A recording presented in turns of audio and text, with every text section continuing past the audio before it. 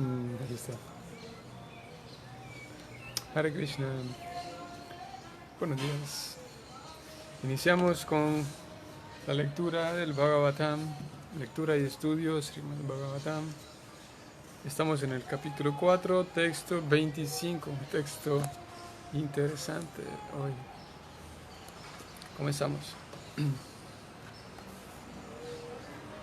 Om Namo Bhagavate Vasudevaya. Om Namo Bhagavate Vasudevaya. Om Namo Bhagavate Vasudevaya.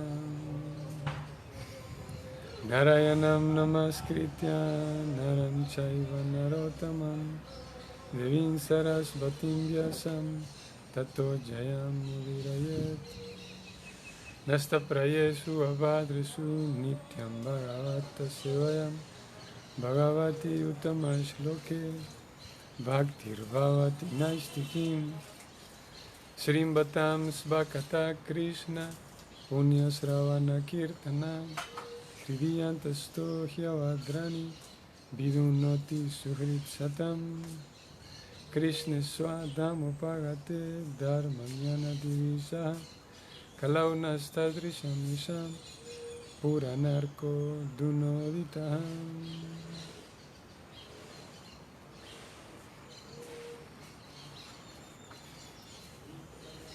Texto 25. Strisudra Duyavandunam Trayinas Shrutigocharam Karma Shreya Simuddanam Shreya Evam Bhavediham Iti Varatam Akyanam Kripaya Munina Kritam. Traducción del verso y significado dados ambos por Srila Prabhupada. Movido por la compasión,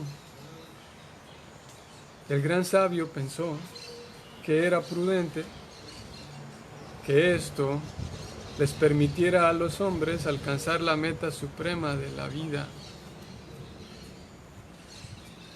Por consiguiente, recopiló la gran narración histórica denominada Mahabharata para las mujeres, los trabajadores y los amigos de los nacidos por segunda vez. Movido por la compasión, el gran sabio pensó que era prudente que esto, o sea, el hecho de dividir el Veda y escribirlo, que esto les permitiera a las personas alcanzar la meta suprema de la vida. Por consiguiente, recopiló la gran narración histórica denominada Mahabharata para las mujeres, los trabajadores y los amigos de los nacidos por segunda vez. Significado. Los amigos de las familias de doble nacimiento son aquellos que han nacido en las familias de brahmanas, kshatriyas y vaishyas, o las familias cultas espiritualmente, pero que no son iguales a sus antepasados. Esa clase de descendientes no son reconocidos como brahmanas, kshatriyas y vaishyas por la carencia de logros purificatorios. Las actividades purificatorias comienzan incluso antes del nacimiento del niño, y el proceso reformador de implantación de la simiente se denomina Garbhadana Samskara. Aquel que no se ha sometido a dicho Garbhadana Samskara, o sea, la planificación familiar de índole espiritual, no se acepta que pertenezca a una verdadera familia de doble nacimiento. Al Garbhadana Samskara lo siguen otros procesos purificatorios, uno de los cuales es la ceremonia de cordón sagrado. Esta se realiza a la hora de la iniciación espiritual. Después de este samskara en particular, uno recibe con propiedad el título de nacido por segunda vez, Dvija. Un nacimiento se cuenta durante el samskara de la implantación de la simiente, y el segundo nacimiento se cuenta en el momento de la iniciación espiritual. Aquel que ha podido someterse a esos importantes samskaras puede ser llamado un genuino nacido por segunda vez. Si el padre y la madre no realizan el proceso de la planificación familiar de índole espiritual y simplemente engendran hijos movidos por la pasión, estos últimos, los hijos, reciben el nombre de Dvija Bandhus. Por supuesto, estos Dvija Bandhus no son tan inteligentes como los hijos de las familias regulares de doble nacimiento. Los Dvija Bandhus se clasifican entre los Shudras y la clase de las mujeres, los cuales son poco inteligentes por naturaleza. Los Shudras y la clase de las mujeres no tienen que someterse a ningún samskara, con excepción de la ceremonia de matrimonio. Las clases de personas poco inteligentes, es decir, las mujeres, los Shudras y los hijos ineptos de las castas superiores, están desprovistas de las cualidades necesarias para entender el propósito de los trascendentales Vedas. Para ellas se preparó el Mahabharata.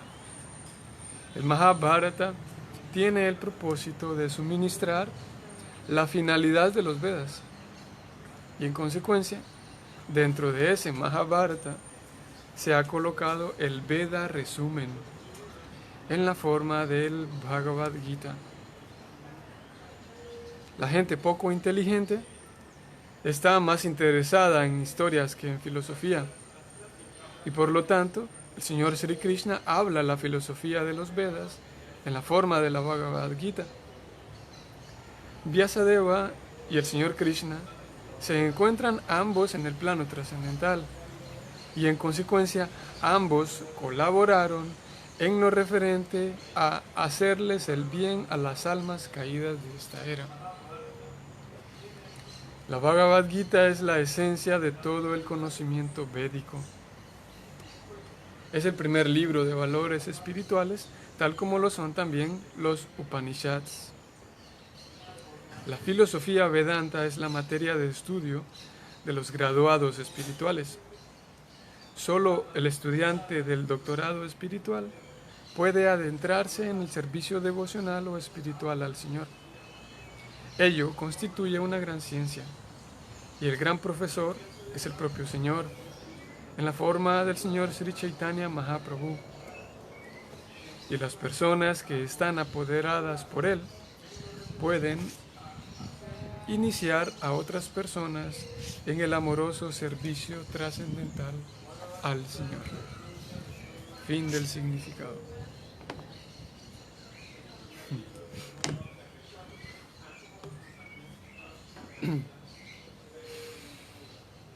Om Jnanati Mirandasya Jananyana Salakaya Chaksurun Militanyana Tasmai Shri Gurave Namah. Sri Chaitanya Manovistam Stapitam Yena Bhutale Swayam Rupa Kadamahyam Davati Swapadantikam. He Krishna Karuna Sindhu Dinavando Jagatpate Gopesha Gopika Kanta Radha Kanta Namostute Tapta Kanchana Gaurangi Radhe Vrindavanesvari Vrishavanusute Devi Pranamami Haripriya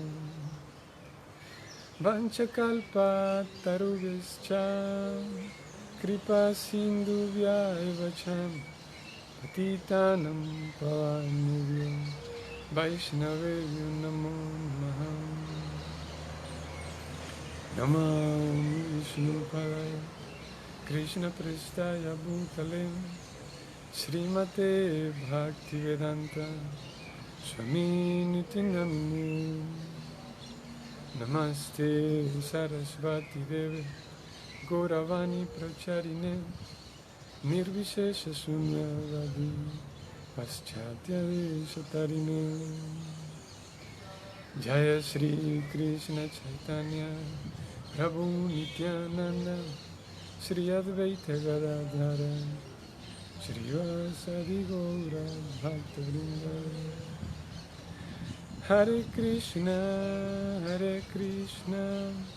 Krishna Krishna Hare Hare Hare Rama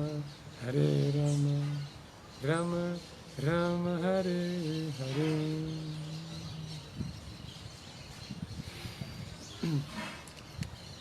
Ok, muy bien. Hare Krishna. Muy buenos días, saludos para todos. Texto número 25. Tengo que decir y tengo que admitir que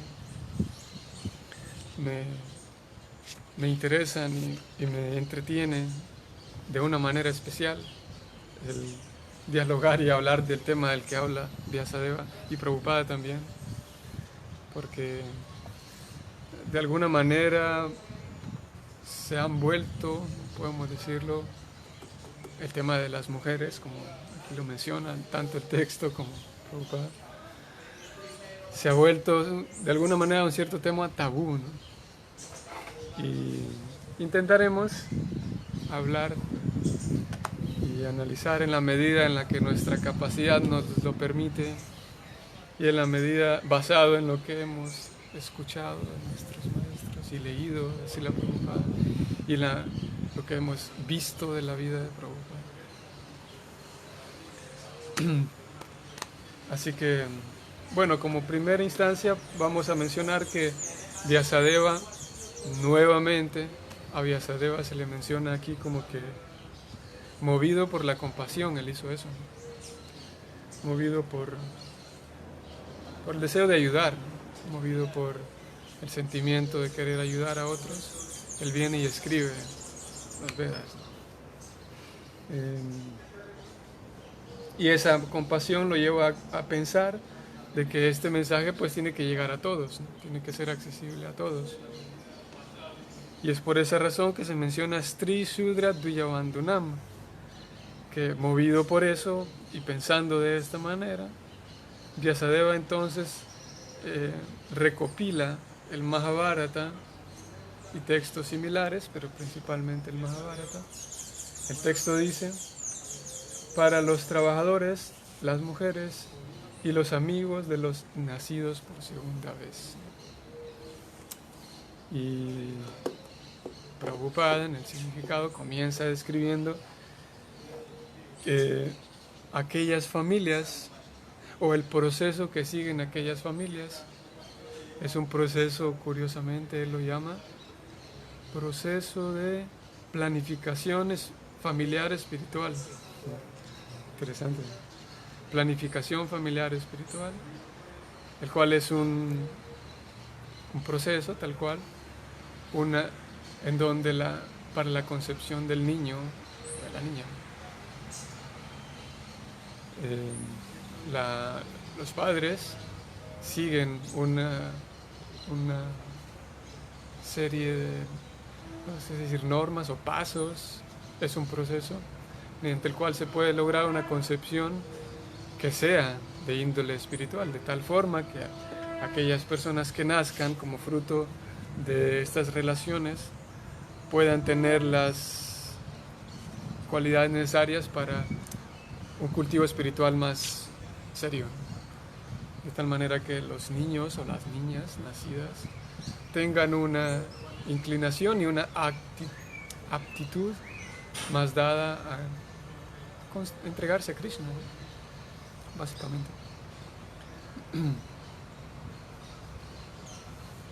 En esa misma sección, que es la primera sección del significado, cuando Prabhupada está hablando de la planificación familiar espiritual, él menciona, allí lo menciona un par de veces, que hace falta logros purificatorios, Prabhupada lo llama así. Y Prabhupada escribe como hay personas que pertenecen a familias respetables espiritualmente, pero que no tienen en su persona, carecen de logros espirituales purificatorios, dice él. Voy a leerlo textualmente. Hay personas que pertenecen a familias espirituales, pero que no son iguales a sus antepasados. Esa clase de personas no son reconocidos como verdaderos brahmanas, ni kshatriyas, ni vaishyas. Aquí está. Por la carencia de logros purificatorios. Logros purificatorios. Hay un texto mismo en la Bhagavad Gita en donde Krishna le dice a Arjuna que es... A mí siempre me llamó la atención ese texto del capítulo 5. Kayena manasa buddhya indriyai kevalairapi yogina karma kurvanti. Aquí está. Sanganti actuatma sutraya. Krishna dice 5.11. Los yogis, abandonando el apego, actúan con el cuerpo, la mente y la inteligencia y con los sentidos únicamente con el fin de purificarse. O sea, cualquier persona que está tratando de ejecutar cualquier tipo de yoga, en este caso nosotros conocemos, estudiamos, practicamos y tratamos de enseñar Bhakti Yoga, ¿no? Aquí Prabhupada, Krishna dice, los yogis actúan de cualquier manera con la mente, la inteligencia, los sentidos, trabajan, comen, hacen lo que sea, buscando purificarse, con el único fin de purificarse, dice Krishna. Y en el siguiente verso, un alma así consagrada logra una gran paz, porque me ofrece todos los resultados de sus acciones. Todo lo que hace está vinculado con el Señor. Y es lo mismo que Krishna más adelante dice en el capítulo 9, en donde él dice que Yad Karoshi Yadashnasi. Aquí está. Es algo similar lo que él dice adelante en el capítulo 9, 27. Todo lo que hagas, todo lo que comas, todo lo que ofrezcas o regales y todas las austeridades que realices, hazlo como una ofrenda a mí, Arjuna. 27 fue este. 28. De ese modo te liberarás de los resultados desfavorables y favorables del trabajo.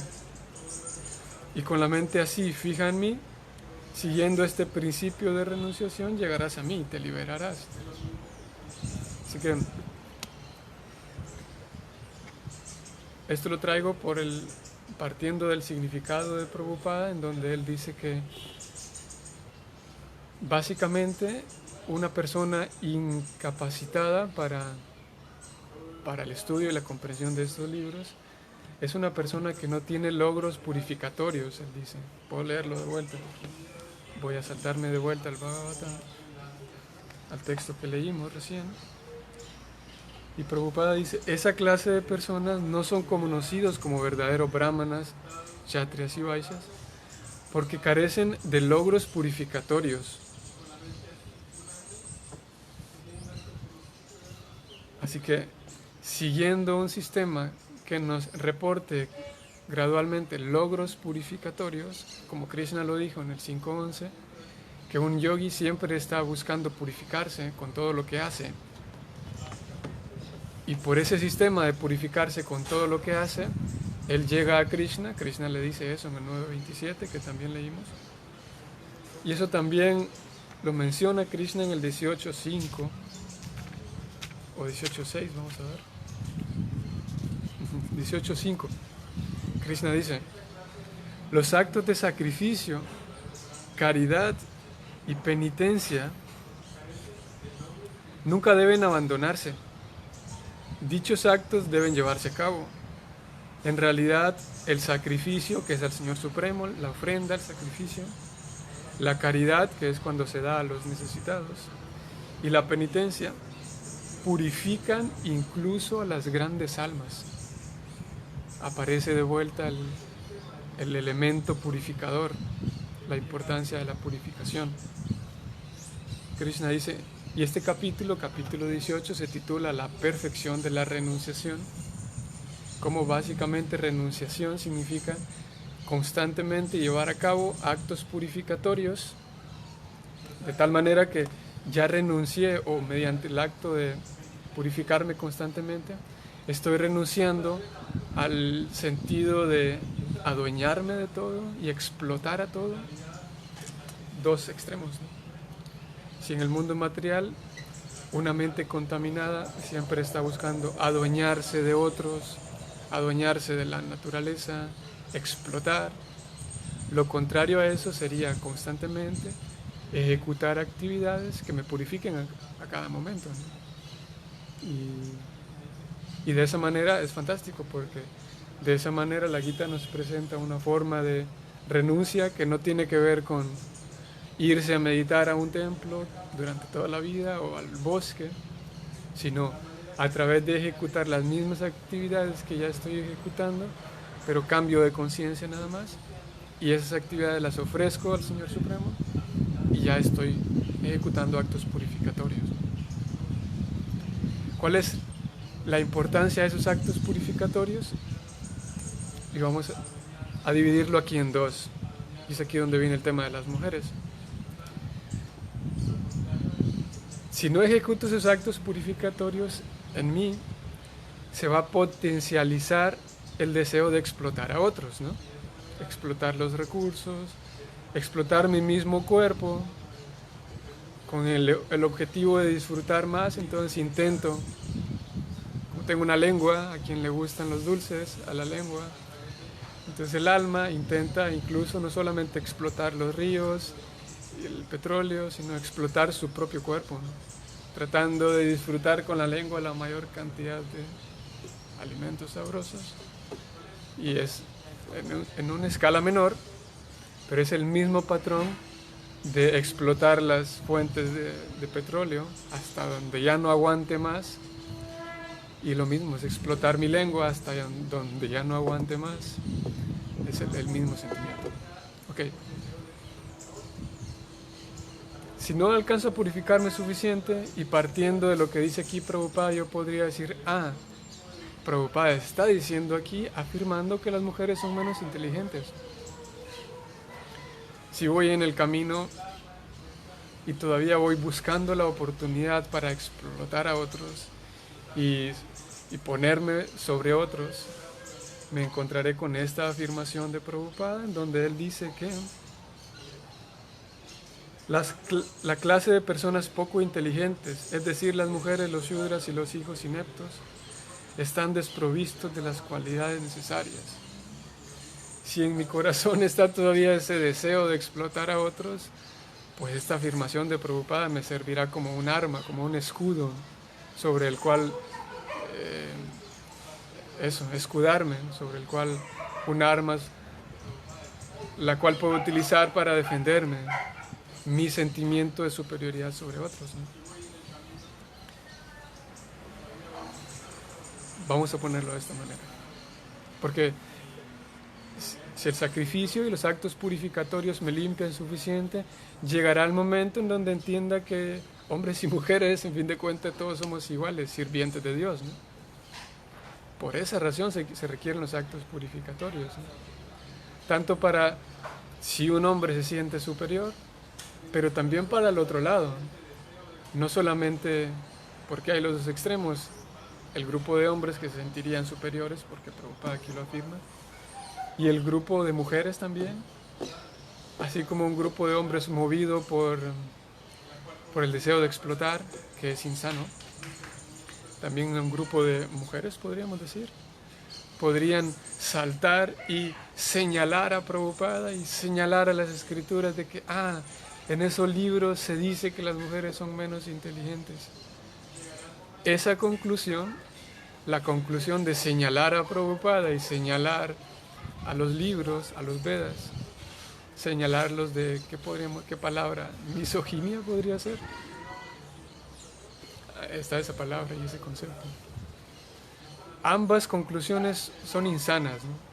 La conclusión de decir, Prabhupada lo dijo, es un hecho, las mujeres son menos inteligentes.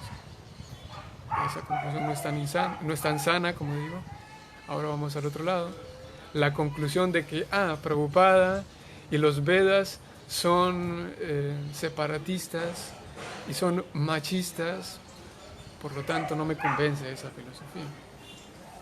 Se espera que ambas, tanto los que tratan de explotar a los otros, a las mujeres, como las mujeres que se puedan sentir señaladas, a ambos grupos podríamos recomendarle que hay una plataforma de encuentro. Ni Prabhupada está señalando ni está demostrando un machismo ni una superioridad. Y es aquí el segundo punto, como decíamos, si voy purificándome me daré cuenta de que es al contrario en realidad. Vamos y vemos la vida de Srila Prabhupada y una y otra vez Prabhupada, incluso en India, y la vez pasada compartimos esa historia con ustedes, incluso en India, en donde Srila Prabhupada era consciente de que sus hermanos espirituales, y ustedes sabemos cómo hasta el día de hoy incluso, después de que Prabhupada se fue hace cuántos, 40 años, pero incluso cuando él estaba presente, muchos de los swamis que estaban en India y hermanos espirituales de Prabhupada no lo acreditaban a él porque él permitía que las devotas vivan en el templo. Prabhupada permitía que ellas entren al altar a cocinarle a Krishna, a hacer un servicio para Krishna. Y debido a que Prabhupada permitía todo esto en tratos iguales para hombres y para mujeres, debido a esos tratos iguales de Prabhupada, incluso hasta el día de hoy, sigue siendo vista de menos nuestra sociedad de ISKCON por permitir esa igualdad entre hombres y mujeres. Así que no es verdad que Prabhupada está manifestando un machismo en este significado. No es verdad que las escrituras manifiestan un machismo, sino al contrario, el permitir, por el hecho de que Prabhupada permitió una igualdad a ambos, eso en muchos círculos en India le es visto a él como un swami barato, un swami barato que no comprende los Vedas. Los Vedas solamente son para una clase de hombres inteligentes, tal como él lo está diciendo aquí.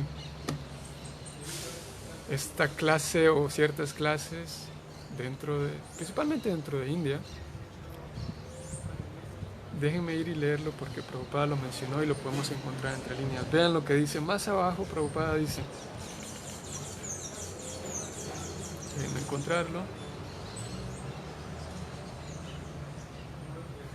La gente poco inteligente, lo estoy leyendo del texto de hoy, la gente poco inteligente está más interesada en historias que en filosofía.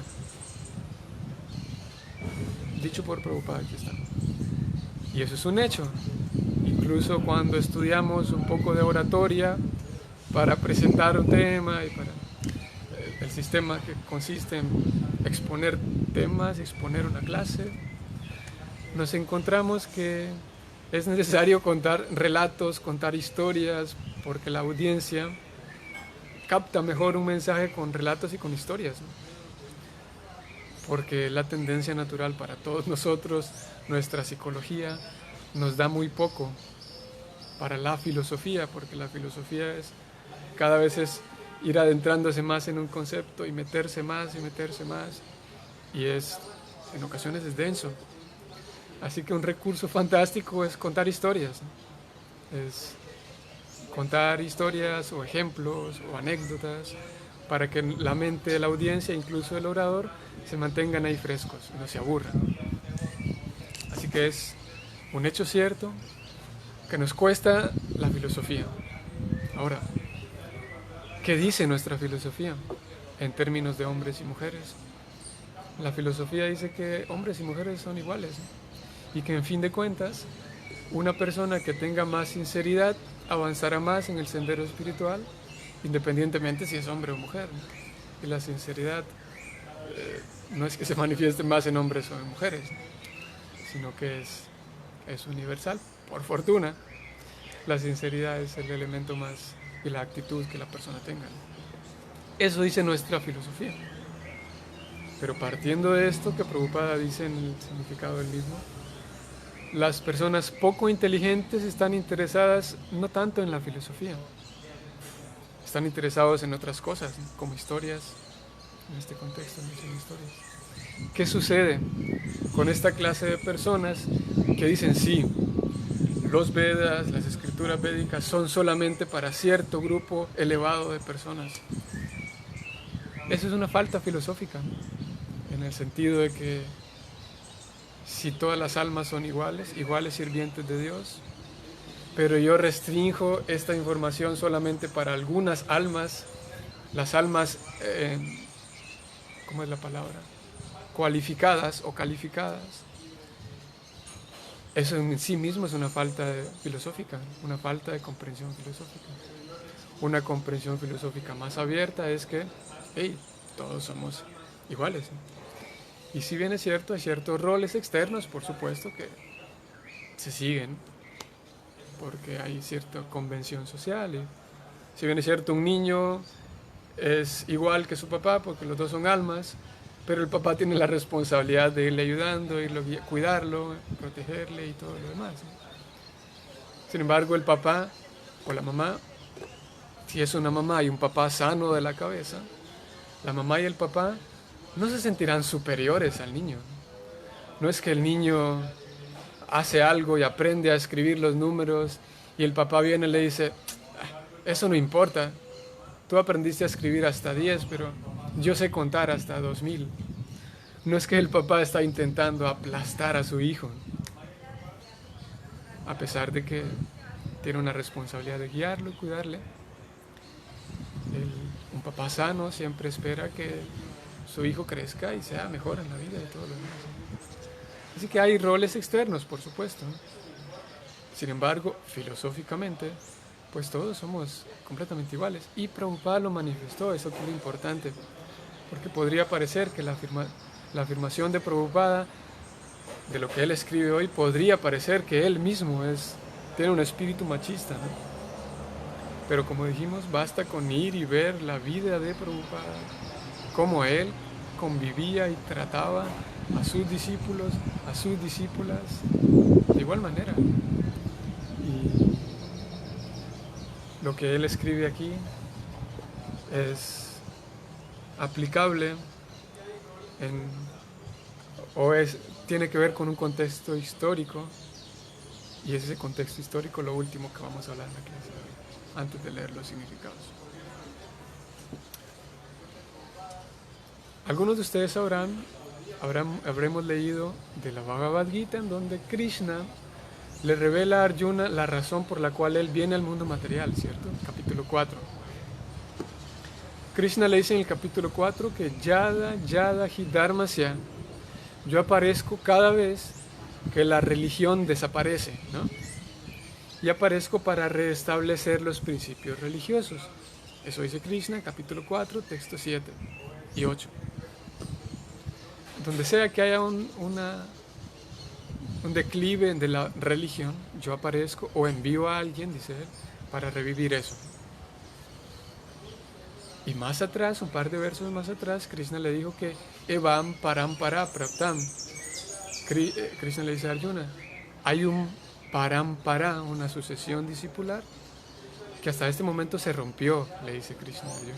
Así que estoy inaugurándola contigo. Yo estoy otra vez inaugurando este Parampara contigo, porque yo había enseñado esta ciencia hace tanto tiempo, pero se rompió, se perdió con el paso del tiempo. Así que aquí estamos otra vez, Arjuna, aquí estoy contigo, hablándote de esta ciencia, ¿no?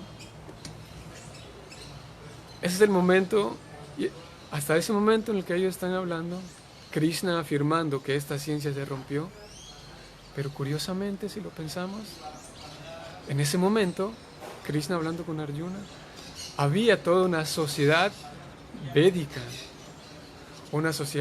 que seguía rituales, que seguía ceremonias, que seguía ciertos procesos.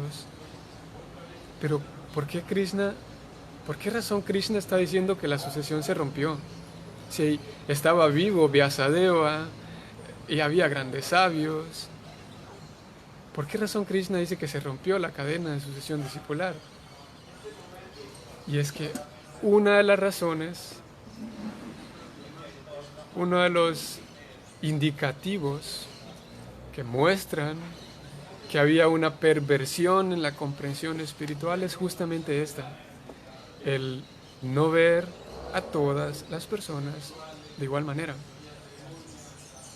Porque, en fin de cuentas, Krishna desciende y deposita el conocimiento, se lo encarga el conocimiento a aquellas personas que tienen tendencia intelectual, ¿cierto? O sea, los brahmanas, los sacerdotes.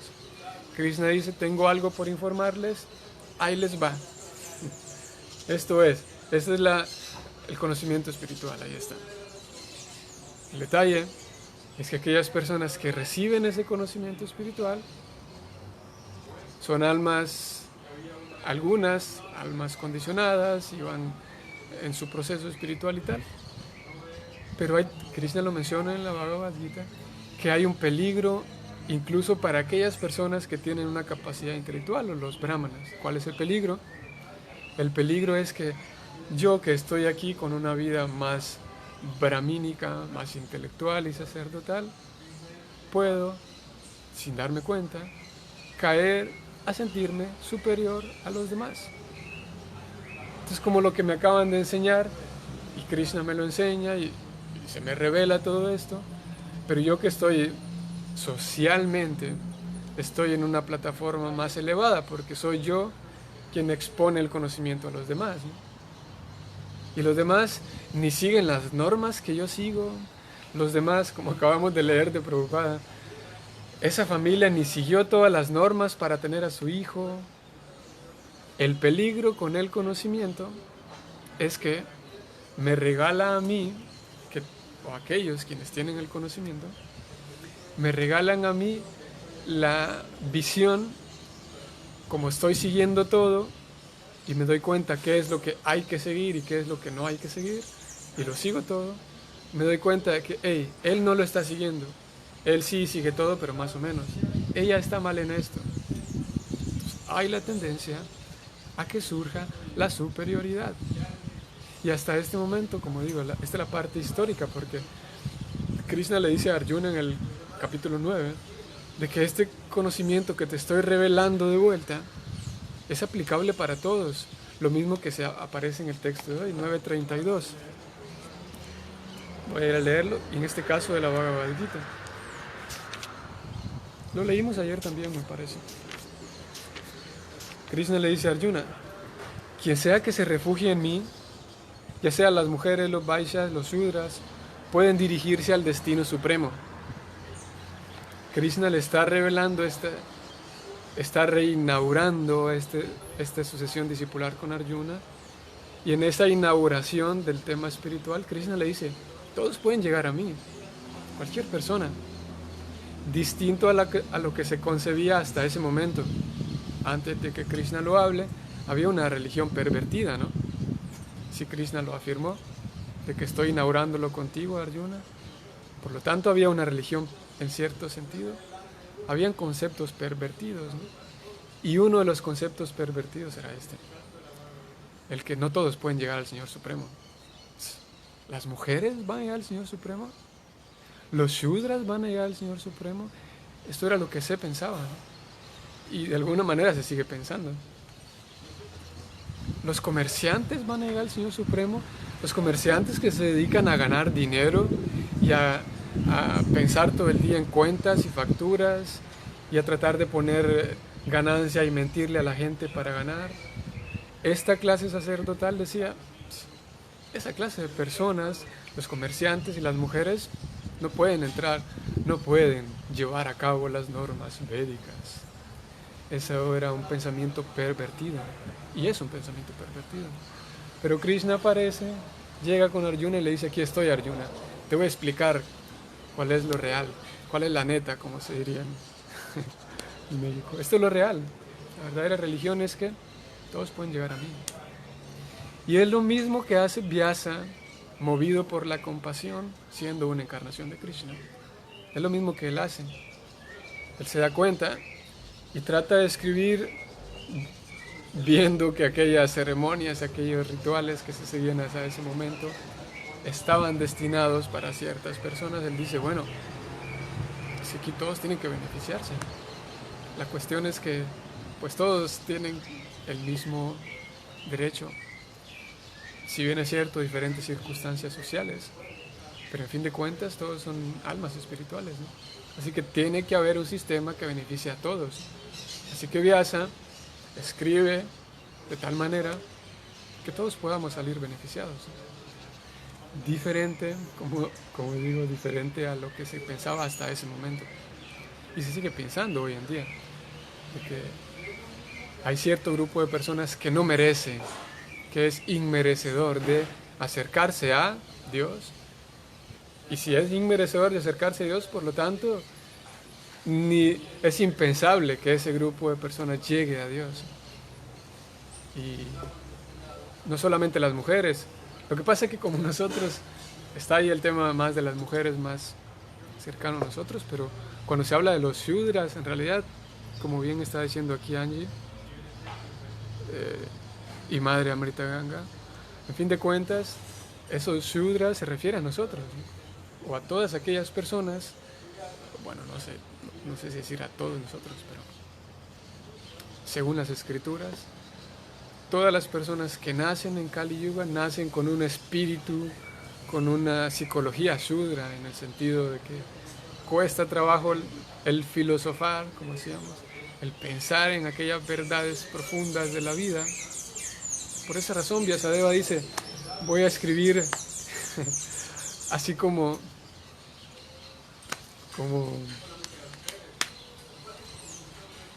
está, por ejemplo, el Quijote de la Mancha, ¿no? Tenemos el Quijote, el Gran Quijote de la Mancha. O mismo Mahabharata, ¿no? Que son textos muy extensos y muy profundos, pero puedes ir allí a la librería, a la biblioteca y conseguirte un resumen, ¿no? de ¿cuántas? 100 páginas. Incluso hay resúmenes más pequeños. Y comprenderías todo el asunto, toda la trama. Tal vez si vas y lees el libro entero, pues encontrarías más detalles, pero en el resumen está la esencia, ¿no? Y similarmente, Vyasa viene y dice, bueno, vamos a escribir, y Prabhupada lo llama así, en este significado, Prabhupada lo llama. Vamos a ver. La Bhagavad Gita es la esencia de todo el conocimiento védico. Y el Señor Sri Krishna habla la filosofía de los Vedas en la forma del Gita, pero ¿dónde está? Dentro de ese Mahabharata se ha colocado el Veda resumen en la forma de la Bhagavad Gita. O sea que la Bhagavad Gita es como un resumen de todo el Vedanta, de toda la filosofía védica. Esa filosofía védica que a ustedes y a mí no se nos permitiría estudiar por nuestro nacimiento indigno y porque simplemente no seguimos ciertas normas. Para nosotros está ese Bhagavad Gita. Y Prabhupada rompiendo todas las normas y diciendo, apártense todos ustedes, que técnicamente se conocerían como, o a nosotros se nos enseñó que se llamarían los Smarta, un grupo de brahmanas, Smarta Brahmanas. Para ellos, el hecho de nosotros, ahorita mismo estamos hablando de filosofía y los Vedas. Un Smarta Brahmana estaría muerto de la risa escuchándome a mí hablar de los Vedas, y hablar de Krishna, y hablar del Gita, y hablar del alma. Porque para ellos el intento nuestro de filosofar acerca de las verdades espirituales es en vano, porque no somos dignos para esos Smarta Brahmanas, ¿no? Pero Prabhupada, y esa es una de las particularidades fantásticas, no solamente de Prabhupada, sino él recoge esto de su maestro espiritual, este humor y ese espíritu, que su maestro espiritual lo recoge de su papá, Bhaktivinoda Thakur. Bhaktivinoda Thakur inicia con esto, pero también Bhaktisiddhanta, incluso Bhaktisiddhantas, el maestro espiritual de Prabhupada, sabemos, él era llamado Simha Guru, ¿no? El león guru. Bhaktisiddhanta, si había una persona quien realmente era como un león al momento de defender estos puntos filosóficos, era Bhaktisiddhanta Sarasvati. No solamente argumentaba contra los ateos, sino también contra este tipo de pensamientos, de que algunos no son dignos, ¿no? Y Bhaktisiddhanta con su personalidad que él tenía, él le encaraba y se dice que había personas que tenían miedo de hablar con él, ¿no? Y entre esas personas estaban ellos, los Smarta Brahmanas, que consideran que para estudiar a Dios y acercarse a Dios tú necesitas ciertas ceremonias, ciertas cualificaciones. Sí, se requieren cualificaciones, pero en términos de cualidades, en términos de no de lo que aprendí a hacer, sino de, ¿recuerdan cuando lo hablamos?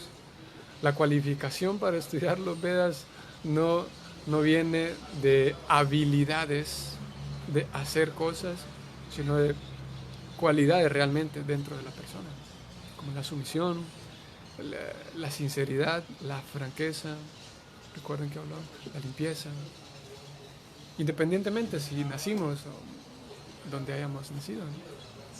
Así que el hecho de Vyasa escribir este resumen en la forma del Gita, en la forma de Mahabharata, es un intento por restablecer ese espíritu de que pues para todos es igual, ¿no? Krishna hablando con Arjuna, iniciando de vuelta una sucesión discipular, y Krishna diciéndole, pues todos, si se refugian en el Bhakti Yoga, todos pueden llegar a la meta suprema. Contrario hasta lo que se pensaba en ese momento, de que solo algunos. Y como digo, incluso aquellas personas en India que piensan que este conocimiento no es para todos, solo para los dignos, se reirían de nosotros, de este intento vano, barato de hablar de filosofía. Sin embargo, por la fantástica gracia y la divina gracia de nuestros maestros espirituales, estamos acá, ¿no? Tratando de comprender y leer y aplicar y vivir en nuestra vida el sistema de Bhakti Yoga, el cual es la esencia de todos los Vedas. Y ese Bhakti Yoga pues es para todos, es para quien sea que conozca la ciencia devocional, dice Chaitanya Mahaprabhu, él o ella es un maestro espiritual. Así que eso. Voy a leer porque veo que hay algunos comentarios hoy.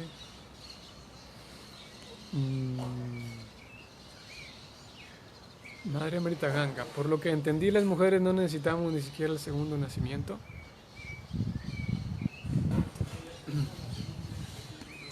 Vamos a verlo textualmente. Aquel que ha podido someterse a esos importantes... No. Los Shudras y la clase de las mujeres no tienen que someterse a ningún samskara, con excepción de la ceremonia de nacimiento. Sí, partiendo de esto, Madre Amrita Ganga, ni las mujeres ni los Shudras, o sea, prácticamente todos nosotros entramos en la categoría de Shudras también. Un dato interesante, ahí les va. Pienso que les puede gustar, les puede interesar. Hay un momento en el que Srila Prabhupada, uno de sus discípulos, le pregunta acerca de... A ver, antes de decir esto, porque sé que hay algunos de las personas de la audiencia que no estarán familiarizados con el asunto de que en la familia Vaishnava devocional existe lo que se conoce como la ceremonia de iniciación, donde la persona, hay toda una ceremonia, así como una boda, digamos, en donde las dos personas oficialmente se casan. Similarmente hay una ceremonia de iniciación en donde el discípulo y el maestro oficialmente, el discípulo promete seguir y mantenerse cerca del maestro, y el maestro también hace su compromiso de guiar y cuidar del discípulo, ¿no? Y ambos consolidan ahí su relación. Pero también más adelante hay una segunda iniciación, en donde en esta segunda iniciación el maestro le otorga al discípulo una bendición especial para adentrarse más en los temas espirituales. Entonces, esta primera iniciación, segunda iniciación. Aquellos que han recibido segunda iniciación ustedes los verán que tienen un cordón sagrado, los hombres, un cordón de color blanco, el cordón sagrado. Las mujeres no reciben el cordón sagrado. Okay. En un momento, a Prabhupada le preguntan acerca de la segunda iniciación. Y Prabhupada sí dice que, ok, sí, la segunda iniciación. En realidad, dice Prabhupada, al menos en esta historia, en realidad, dice Prabhupada, el sistema de segunda iniciación fue introducida por mi maestro espiritual, Bhaktisiddhanta Saraswati. Y fue introducido, dice Prabhupada, únicamente porque en ese momento había muchas personas que decían, ¿quiénes son esos Vaishnavas? Ni siquiera tienen cordón sagrado. Eso fue en tiempo de Bhaktisiddhanta Saraswati. Entonces Bhaktisiddhanta Saraswati dijo, vengan todos mis discípulos, vamos a hacer una ceremonia para darles cordón a todos, un cordón sagrado. De tal manera que aquellos brahmanas que se fijan demasiado en el cuerpo, demasiado en las diferencias, para que esos brahmanas ya no se fijen en que ustedes no tienen cordón sagrado. Ahora que ya tengan cordón sagrado, los van a criticar menos. Porque si los critican a ustedes, pues creamos ansiedad y ellos van a terminar ofendiendo y eso a Dios no le agrada, ¿no? Si alguien ofende a sus queridos devotos. Bhaktisiddhanta Saraswati, en palabras de Prabhupada, Bhaktisiddhanta instituyó la segunda iniciación únicamente por una cuestión social, porque el Vaishnava, aquella persona que entiende los principios religiosos Vaishnavas, se entrega a ellos y los sigue, en ese sentido, no necesita todas esas, o si ayudan por supuesto, pero como una cuestión formal. Y Bhaktisiddhanta lo hizo, así como el señor Chaitanya decidió iniciarse en una escuela Mayavadi y decidió volverse un sannyasi porque lo iban a valorar más. Similarmente, Bhaktisiddhanta Saraswati, en palabras de Prabhupada, él dice, ok, vamos a hacer ceremonia de segunda iniciación para que todos aquellos en la sociedad vean que los Vaishnavas también se inician por segunda vez y los respeten más y escuchen más su voz. Así que para nosotros, es por esa razón Prabhupada, de vuelta, ¿qué dirían aquellos Smarta Brahmanas de Prabhupada cuando Prabhupada está haciendo la primera ceremonia de iniciación en ISKCON? Poniéndole tilak a sus discípulos, pero con tierra ordinaria comprada en la ferretería. Y sentados ahí en una ceremonia de fuego, en donde los que se van a iniciar ni saben cantar el mantra de purificación, ni lo habían escuchado hasta ese día, el mantra de purificación. ¿Qué dirían eso? Pero Prabhupada salta todas estas normas, porque en fin de cuentas son secundarias para nosotros que practicamos la ciencia devocional. Si bien es cierto, es necesaria tales actividades. De vuelta mismo el ejemplo de Prabhupada instalando sus deidades de Krishna, Balaram, en Vrindavan. Es un lugar tan especial y tan sagrado en la India. Y Prabhupada invita a todos aquellos brahmanas, los invita a que participen en la ceremonia de iniciación. ¿Para qué? ¿Por qué los invita? Porque si no los invita, toda esa comunidad de brahmanas, vamos a ponerle los Smarta Brahmanas, iban a considerar que ISKCON no es serio, porque no instaló esas deidades como debería ser, entre comillas. Prabhupada los invita para que, y les pide a ellos que hagan la ceremonia de instalación, ¿no? A ellos les pide eso. Prabhupada termina la ceremonia en la noche y dice, a sus discípulos les dice, en realidad para nosotros hubiera sido suficiente el kirtan. Prabhupada dice eso y es un hecho conocido por todos. Pero hicimos toda esta ceremonia majestuosa, grande. ¿Por qué? Porque si no ellos no la iban a aceptar. Porque ellos siguen pensando que lo más importante es el ritual y no la puesta del corazón en el asunto. Prabhupada lo mencionó allí. Para nosotros hubiera sido suficiente el kirtan. Así que nosotros, esto lo menciono por el tema de las ciertas samskaras y rituales o la iniciación incluso, seguimos ciertas ceremonias como la ceremonia de iniciación como una cuestión formal en realidad, Pero el sistema Vaishnava, el sistema del servicio devocional es tan potente que siguiéndolo adecuadamente puede ir elevando a cualquier persona desde donde se encuentre hasta la plataforma más elevada. Y ciertos rituales, recuerden que lo leímos en el canto 3, en esa sección de versos en donde Kapila dice: si alguien me adora a mí con todos los utensilios necesarios, pero no se da cuenta que estoy en el corazón de todos, eso es inútil, dice Kapila Muni. Y en el significado, en este verso, canto 3, capítulo 29, el verso por ahí 23, 24, Prabhupada dice: el objetivo es ofrecer una fruta, una flor, un incienso a Krishna, pero la ofrenda en sí es secundaria, dice Prabhupada. Lo que importa en ese momento es nuestro sentimiento de entrega y de gratitud hacia el Señor. Así que lo externo, lo demás, es lo demás. Sin embargo, se siguen ciertas actividades externas, por supuesto, ¿no?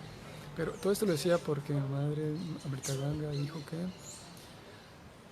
¿dónde está?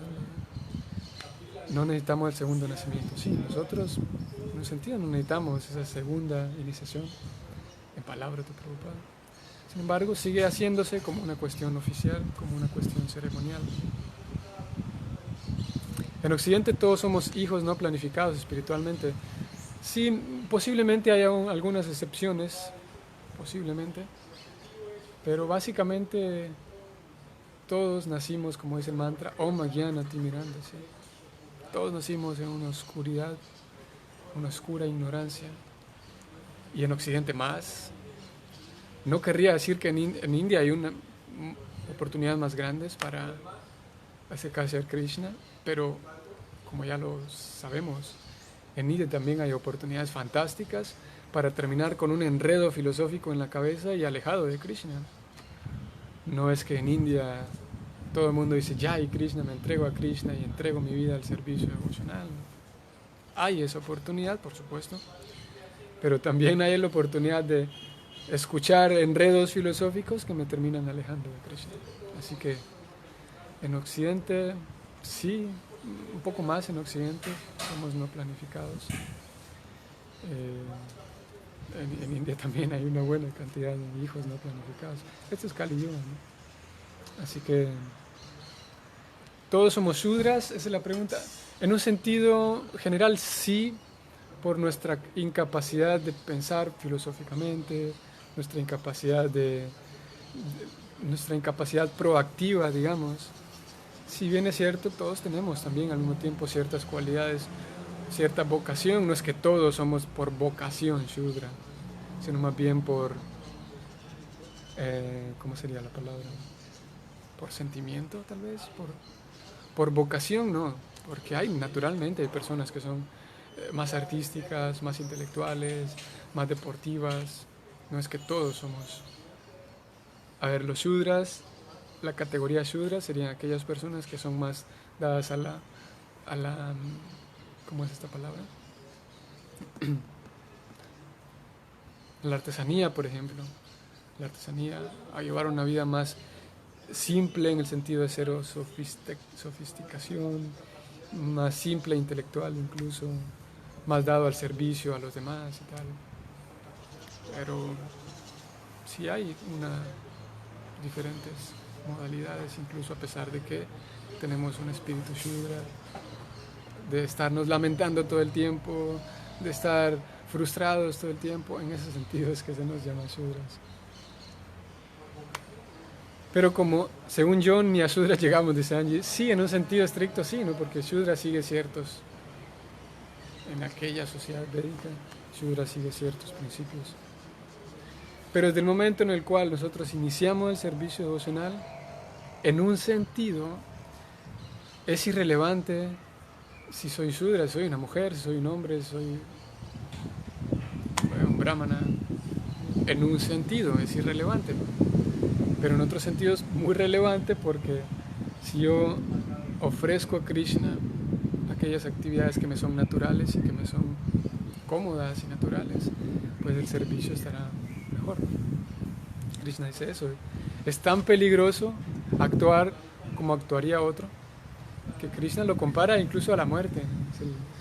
o no lo compara a la muerte, pero él dice, es mejor encontrar la muerte mientras uno sigue su trabajo que vivir a la perfección siendo el trabajo de otro. Así que, si bien es cierto, es irrelevante, en fin de cuentas, si soy Shudra o Brahman, lo que sea, en un sentido, pero al otro lado es necesario conocer qué cualidades y qué vocación tengo para ir ofreciendo eso a Krishna para que sea de manera más natural y no artificial. De todas maneras es un tema que tiene su profundidad también. Básicamente hoy era el tema de las mujeres y cómo no representa una discriminación, cómo no representa un machismo, sino al contrario, representa una inclusión, una visión verdadera de cómo aquellas personas que tradicionalmente son rechazadas, como los que no tienen cualidades, los que no nacieron en una buena familia, y las mujeres que tradicionalmente eran rechazadas por una concepción filosófica errónea, el Bhakti dice al contrario, la verdadera visión es que todos parejo.